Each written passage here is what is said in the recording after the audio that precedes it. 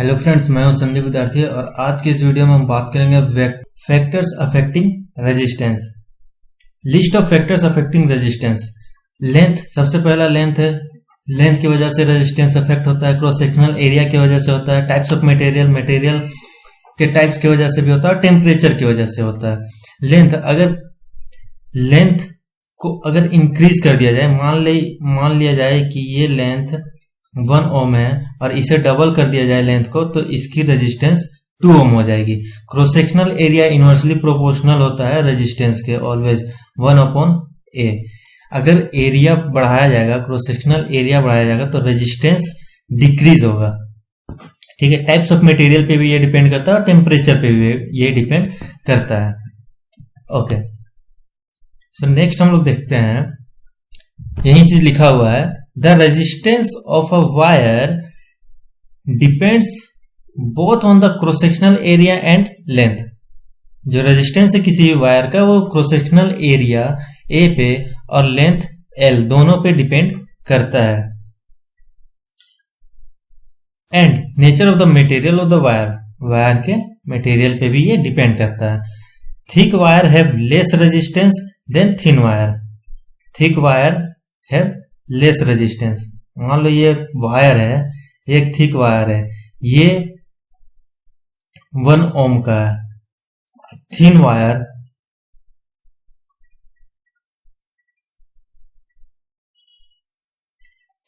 का रेजिस्टेंस इससे ज्यादा होगा, 1 ओम से ज्यादा होगा। लॉन्गर वायर है more resistance than short wire. लंबे वायर का रेजिस्टेंस ज्यादा होगा छोटे वायर से। Electrical resistance also depends on temperature. Temperature पे भी डिपेंड करता है, वो आगे देखेंगे। At certain temperature and for particular substances, किसी सब्सटेंसेस के लिए। हम लोग देखेंगे how does the length of wire affect resistance. अब रेजिस्टेंस किस तरह लेंथ ऑफ वायर से रेजिस्टेंस इफेक्ट होता है। The resistance R of wire is directly proportional to the length of wire. जो रजिस्टर आर है is directly proportional to length of the wire है, जो ये है। अब डायरेक्टली प्रोपोर्शनल है तो लेंथ अगर इंक्रीज होगा तो रेजिस्टेंस भी इंक्रीज होगा। ठीक है, अगर लेंथ को कम कर दिया जाए तो रेजिस्टेंस भी इसका कम रहेगा। It means if U double the length of the wire, अगर हम लोग वायर के लेंथ को डबल कर देते हैं, its resistance will also be double, इसका रेजिस्टेंस ऑल्सो डबल हो जाएगा। And if length is halved, अगर लेंथ को हाफ कर दिया जाए तो इसका रेजिस्टेंस भी हाफ हो जाएगा। इसका रेजिस्टेंस भी हाफ हो जाएगा क्योंकि ये डायरेक्टली प्रोपोर्शनल है लेंथ के। रेजिस्टेंस डायरेक्टली प्रोपोर्शनल होता है लेंथ के। अब एरिया के साथ इसका क्या रिलेशन है रेजिस्टेंस का, तो the resistance R of a wire is inversely proportional. ये इनवर्सली प्रोपोर्शनल होता है to the area of cross section A. Area of cross section A के ये इनवर्सली प्रोपोर्शनल होता है। R is inversely proportional to area. It means a thick wire would have a smaller resistance than a thin wire. एक thick wire का resistance कम होगा thin wire से, क्योंकि अगर हम लोग इसका थिकनेस बढ़ाते हैं, क्रॉस सेक्शनल एरिया बढ़ाते हैं, तो इसका रेजिस्टेंस क्या होगा, कम होगा। Okay, after combining the equation 1 and 2, 1 और 2 को हम लोग अगर कंबाइन करते हैं तो हमें क्या मिलता है, R is proportional to L/A। R is proportional to L/A। और जब इस प्रोपोर्शनैलिटी को हम लोग हटाएंगे तो एक कांस्टेंट आएगा रो L/A, और ये रो होता है specific resistance, where rho is the constant of proportionality known as specific resistance. Its value depends upon the nature of conductor. इस nature of conductor पे ये डिपेंड करता है। लाइक कॉपर का स्पेसिफिक रेजिस्टेंस अलग होगा, आयरन, टीन एंड सिल्वर सबका different होगा। Wood even each different value of rho का वैल्यू डिफरेंट होगा।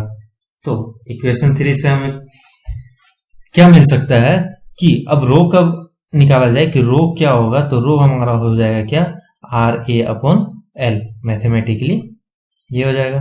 अब रो का यूनिट पता किया जाएगा तो रो का यूनिट क्या होगा, होता है ओम, एरिया का होता है मीटर स्क्वायर अपॉन लेंथ का होता है metre, metre to metre cut हो जाएगा तो बचेगा क्या, ओम मीटर। तो स्पेसिफिक रेजिस्टेंस रो का यूनिट होता है ओम मीटर। ठीक है, तो ये 3 इफेक्ट हमें पता चल गया, लेंथ से, एरिया से एंड रो से। ठीक है, नेक्स्ट है टेम्परेचर। टेम्परेचर से किस तरह इफेक्ट होता है वो देखेंगे। Effect of temperature on resistance, resistance पे टेम्परेचर का इफेक्ट क्या होता है। तो the electrical resistance changes, electrical resistance change होता है with the change of temperature, temperature के चेंज के साथ इलेक्ट्रिकल रेजिस्टेंस भी चेंज होता है। The resistance does not only increase with rising temperature, temperature के राइज होने से इंक्रीज ही नहीं होगा बट ये डिक्रीज भी होगा। इन सब केस डिपेंड करेगा मटेरियल पे कि वो कंडक्टर है या इंसुलेटर है या सेमी कंडक्टर है, इस पे ये डिपेंड करेगा। सबसे पहले हम लोग देखते हैं कंडक्टर पे इसका क्या इफेक्ट होगा। तो मेटल पे देखते हैं। The resistance of all pure metal, सारे प्योर मेटल का रेजिस्टेंस इंक्रीज होगा linearly with increase in temperature, सारे मेटल का रेजिस्टेंस इंक्रीज होगा with increase in temperature over a limited time period. So इसलिए इसे हम लोग temperature coefficient, positive temperature coefficient भी कहते हैं, क्योंकि रेजिस्टेंस इंक्रीज होता है with the increase in temperature. ठीक है, at low temperature the ions are almost stationery, low temperature पे आयंस ऑलमोस्ट स्टेशनरी होता है। एज द टेम्परेचर इंक्रीजेस, जैसे जैसे टेम्परेचर इंक्रीज किया जाता है the ion inside the metal acquires energy, ion में एक एनर्जी आता है एंड स्टार्ट्स ऑसिलेटिंग, और ये ऑसिलेट करता है अबाउट देयर मीन पोजीशन, अपने मीन पोजीशन से। दीज वाइब्रेटिंग आयंस, और वो आयन क्या होगा, वाइब्रेट करेगा, और वाइब्रेटिंग आयन कोलाइड करेगा विद द इलेक्ट्रॉन्स, इलेक्ट्रॉन्स के साथ कोलाइड करेगा। Hence resistance increases with increase in temperature, उसकी वजह से रेजिस्टेंस इंक्रीज होगा। देखो कोई एक वायर है, अब इस पे आयंस इलेक्ट्रॉन्स है, ठीक है।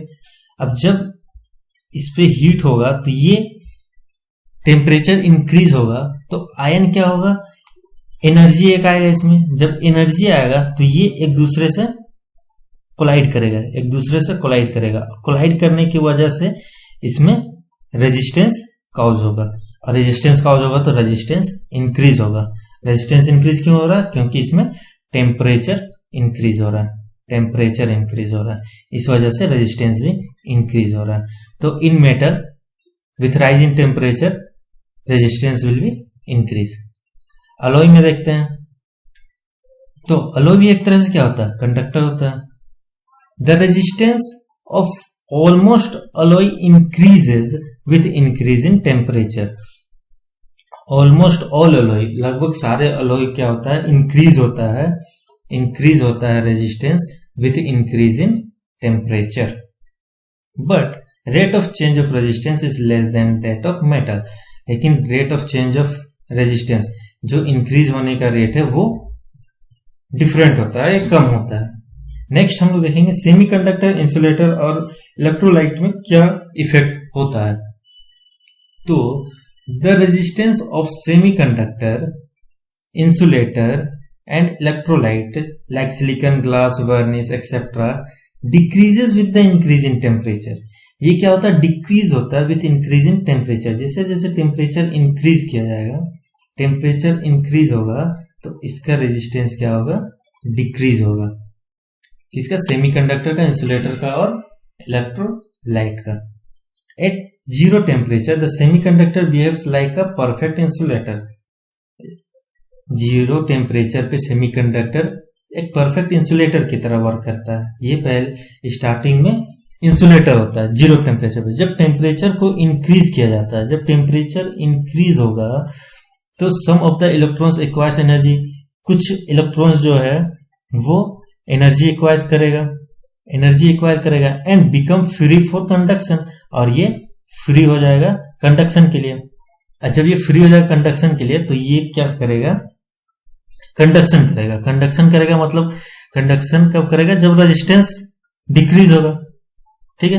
Hence conductivity increase and resistance decrease with the rise in temperature. ठीक है, तो टेम्परेचर इंक्रीज होने पर रेजिस्टेंस डिक्रीज होगा सेमीकंडक्टर में, इंसुलेटर में, और टेम्परेचर इंक्रीज होने पर रेजिस्टेंस इंक्रीज होगा मेटल्स में और कंडक्टर्स में। अब ये कितना इंक्रीज होगा वो हम लोग मेजर करते हैं, उसकी फॉर्मूला भी होता है जो कि हम लोग नेक्स्ट वीडियो में देखेंगे। और नेक्स्ट वीडियो में हम लोग टॉपिक कवर करेंगे concept of inductor and capacitor. Okay, till then thank you and all the best.